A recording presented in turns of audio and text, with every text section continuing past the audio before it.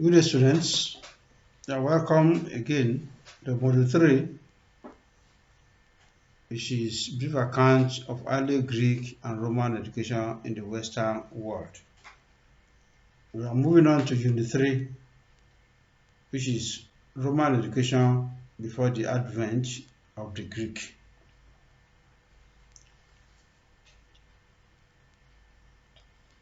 At the beginning, Rome and Greece dominated others in the ancient Mediterranean world militarily, and they imposed their culture and ways of life in countries they subjugated. Alexander the Great, who died at the age of 33 years, was the leader of Greece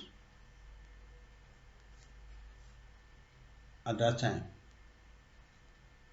And Greece was the first country to dominate others. But after the death of Alexander the Great, the Roman, under the leaders like Pompey and Caesar, swept across the whole world, including present-day Great Britain. But it got to a stage before the death of Alexander the Great. Remember, I said he died at the age of 33. In fact, he was a very great soldier, to the extent that he burst into tears when he discovered that there were no other state to fight and conquer again. And it was after his death, like I said, that Romans, under the great military leaders like Pompey and Caesar, they now swept across the whole of the then known world, including the present-day Great Britain.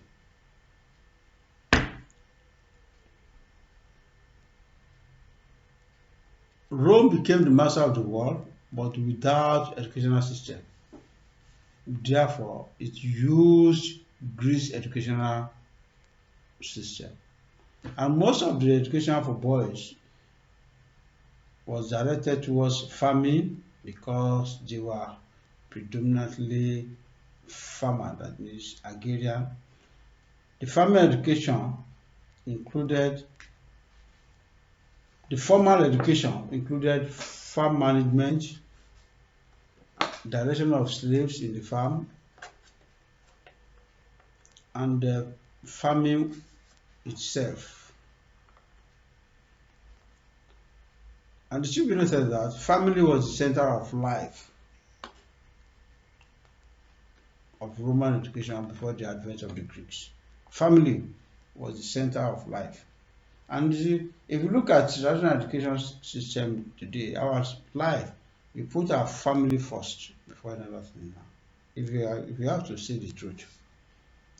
The education of the youths were handled by the parents till the age of 16, when the boys were considered to have become men. When a child was born,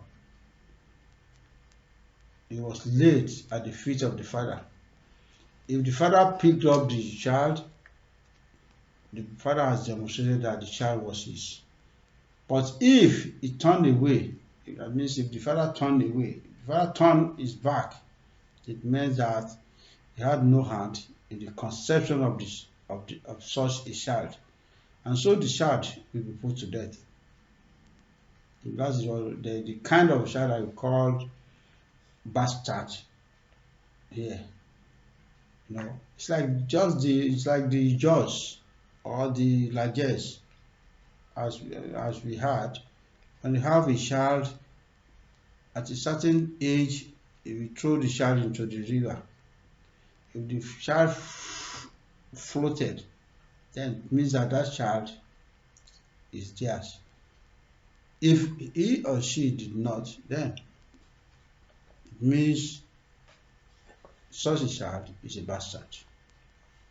You know, boys followed the vocation of their fathers, while in rich families, boys attended important functions, including state affairs, with their fathers.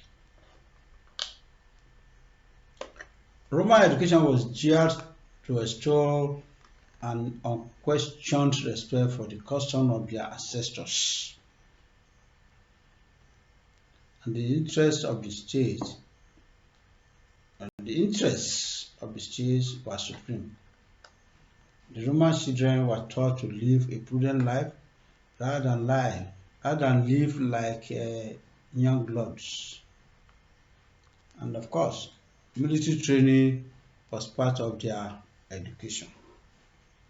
At the age of 16 years, the boys will devote 1 year to apprenticeship in public life under the tutelage of an old family friend